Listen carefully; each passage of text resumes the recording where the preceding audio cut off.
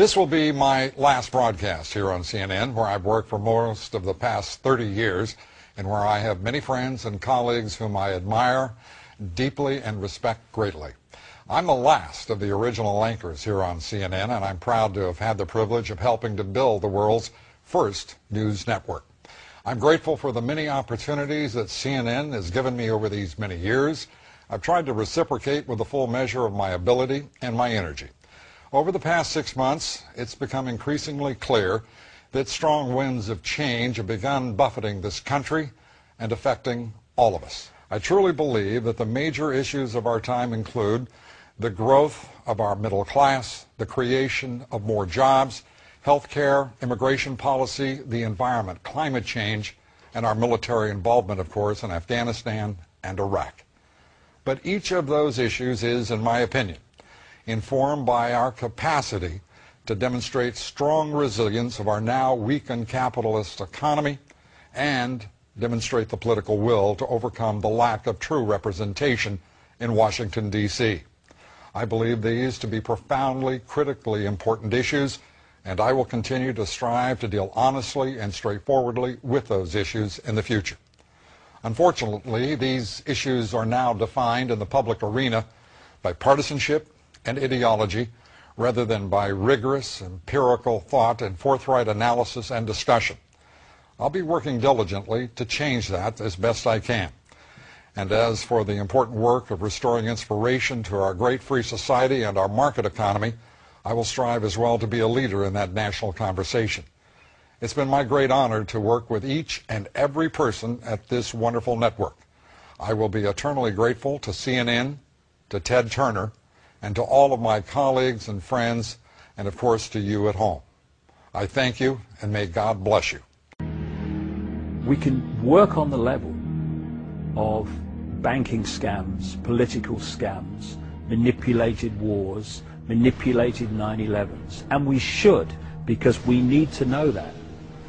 But if that's all we're doing in terms of communicating knowledge, then basically we're operating in a cycle of this is the problem, but how the hell do we get out of this? We will never know how to set ourselves free until we understand the nature of who we bloody well are. How do you set yourself free when you don't even know you are? How do you set yourself free when you don't even know the nature of reality that you're living in and manifesting and making happen without your knowledge that you're making it happen? You can't. So alongside the information about the 5 sense level of this conspiracy, if you like, we have to just as powerfully, I would say more powerfully, communicate the nature of reality and how we are creating our reality and how we are allowing it to be created for us by having ourselves programmed with certain beliefs, certain perceptions, and all the rest of it all the time. The two must go together, otherwise, we're never going to get out of this. If I tell you that's a computer and you are infinite consciousness, I'm not telling you anything you don't already know.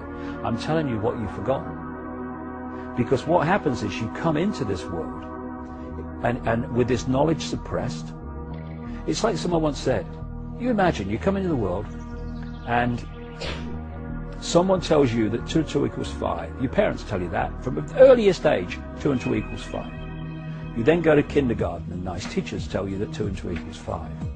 You then go to school and teachers at junior school, senior school, they tell you 2 and 2 equals 5. By now, all your mates who've been through the same system, they're telling you 2 and 2 equals 5, and if you say it equals 4, they laugh at you. You then go to university, and professors with letters after the name, moustaches, they say 2 and 2 equals 5, you know. Oh no, it equals 4. No, I've been doing this 50 years. I've been all the best brains in the world. It equals 5. That boy will not go far. And then you turn the telly on, and someone's going, good evening, 2 and 2 equals 5. Now the weather, right? There's a good chance that you'll go through the whole of your life believing 2 and 2 equals 5, but still equals 4. And when, and what this information about the nature of reality is doing, basically is saying, do you remember 2 and 2? 4. Oh yes! And this is why this has such an impact on people. When they hear it, something goes, this is true. This is true, because they're remembering it. We are in a world in which the vast majority of the population is in an amnesic state. They are in a hypnotic trance because they have been implanted with false information about themselves and the world ever since they arrived. A speech in Iowa City today, and he wasn't wearing an American flag pin. Those pins have become synonymous with politicians since 9/11. Obama says he doesn't like how the pin has come to represent patriotism in America. I won't wear that pin on my chest. It's a little weird, Alan, that in the middle of the campaign, the guy takes off the American flag that most people wear because they're proud of their country. Let me speak as clearly and as plainly as I can. America is not and never will be at war with Islam.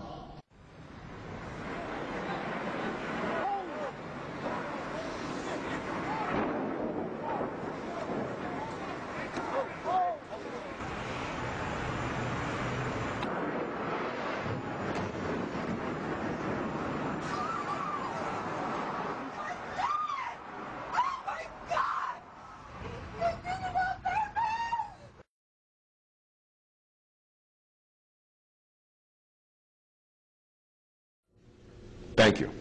And Eid Shoma Mubarak. I pledge allegiance to the flag of the United States of America and to the republic for which it stands, one nation, under God, indivisible, with liberty and justice for all.